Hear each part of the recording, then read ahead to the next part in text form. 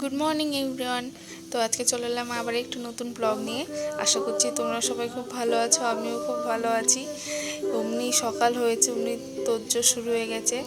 আজকে একটু special menu করব আজকে হচ্ছে বাসন্তী পোলাও আর দুধ পনির। এই দুধ পনিরে কোনো আদা লাগে না, জানো তো, আদা ছাড়া পনির রান্না হয়। তো আজকে রবিবার, সকাল এখন 8টা মতো বাজে। উঠে নিয়ে আগে চালটাকে ভিজিয়ে দিয়েছিলাম, ধুয়ে নিয়ে ভালো করে পেপারের উপর ছড়িয়ে রেখেছিলাম। দেখলে তো চালটা কত ঝরঝর হয়ে গেল। তারপর ওর মতো এখন ঢাকা দিয়ে রেখে যাই। চলো তোমাদের একটু রাস্তায় নিয়ে যাই। আজকে শ্রাবণ মাসের 2য় সোমবার। দেখো কত লোক যাচ্ছে। চলে এসেছি রাস্তায়, এটা সকালবেলায় এইরকম অবস্থা 8টার সময়। তাহলে ভাবতে পারছো, রবিবার হলে আমাদের পুরো এখানকার রাস্তা পুরো বন্ধ হয়ে যায়, রাস্তা পারাপার করা যায় না। তোমাদের পরের সপ্তাহে তোমাদের ভিডিওটা দেখাবো একটা ক্লিপ নিয়ে। বাড়িতে যাই, তো বাড়িতে চলে এসছে। এখন রান্না একটু শুরু করে দিই, নাহলে আবার অনেক দেরি হয়ে যাবে রান্না করতে করতে। কড়াইতে তেল দিয়ে দিলাম, মিক্সির বাটিতে কটা কাজু বাদাম, 4-5টা আমন্ড আর 3 টেবিল চামচ মতো পোস্ত দিয়ে দিলাম। দিয়ে এবার এটাকে জল ছাড়া শুকনো ঘুরিয়ে নেবো, নইলে গুঁড়ো হবে না, পোস্তগুলো ওরকমই থাকবে। এবার এতে টমেটো দিয়ে দেবো আর কাঁচা লঙ্কা দিয়ে এটাকে এবার পেস্ট করে সাইডে রেখে দেবো। আর হ্যাঁ বলছি, পনিরগুলো কিন্তু কেটে আমি একটু নুন দিয়ে গরম জল করে ওতে 10 মিনিট ভিজিয়ে তুলে রেখেছিলাম, জল ঝরিয়ে নিয়েছি। তাহলে কিন্তু ওই রকম করলে কিন্তু পনির খুবই নরম থাকে, একদম সফট, মুখে দিলেই গলে যাবে। আর বেশি ভাজা যাবে না, কিচ্ছু দিনই নুন হলুদ, হালকা ভেজে তুলে নিয়েছি।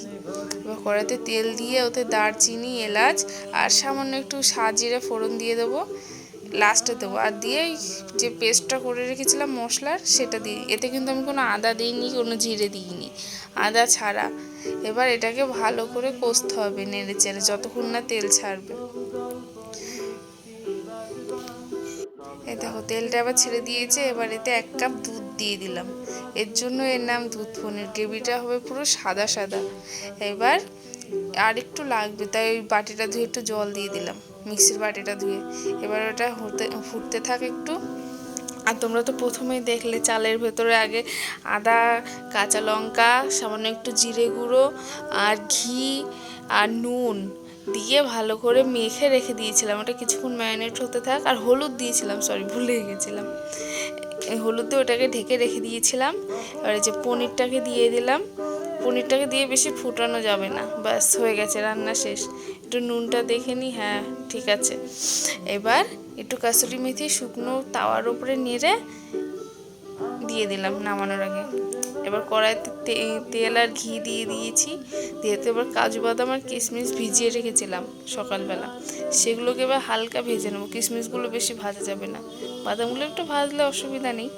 এই তো হয়ে গেছে ভাজা, এরকম যে হালকা লাল রঙের হবে তখন তুলে নিতে হবে। এবার ওই তেলে দারচিনি, তারপরে বলেছিলাম না স্টারকে, ওটাকে কী বলে আমি নাম জানি না, সেই স্টার, একটা জয়িত্রীর একটা টুকরো ছোট্ট দিয়ে এবার চালটাকে দিয়ে দেবো। কালারটা হয়েছে দেখো কি সুন্দর, হলুদ লাগছে দেখতে।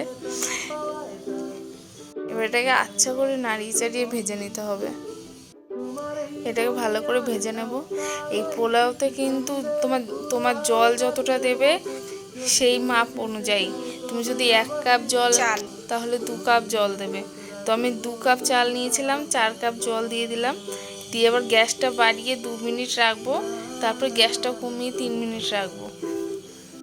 আমাদের বাড়ির সামনে আজকে ক্যাম্প হয়েছে, চলো তোমাদেরকে একটু দেখাই। এখানে সবাইকে যারা যাচ্ছে যাত্রীরা তাদেরকে খাওয়ানো হচ্ছে খিচুড়ি আর হচ্ছে আলুর দম হবে হয়তো, আমি অতটা ভালো করে দেখতে পারিনি ভিড়েতে।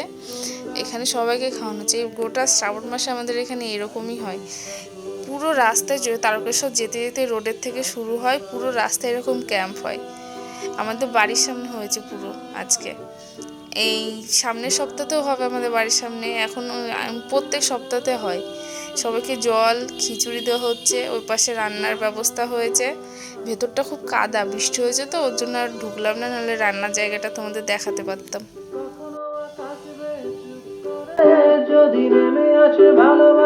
তোমাদের দেখানো হয়ে গেল, এবার চলো বাড়ি যাই।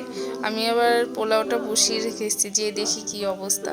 চলে এসেছি বাড়ি, এবার দেখি ঢাকাটা তুলে দেখি, গ্যাসটা কমিয়ে দিয়ে গেছিলাম।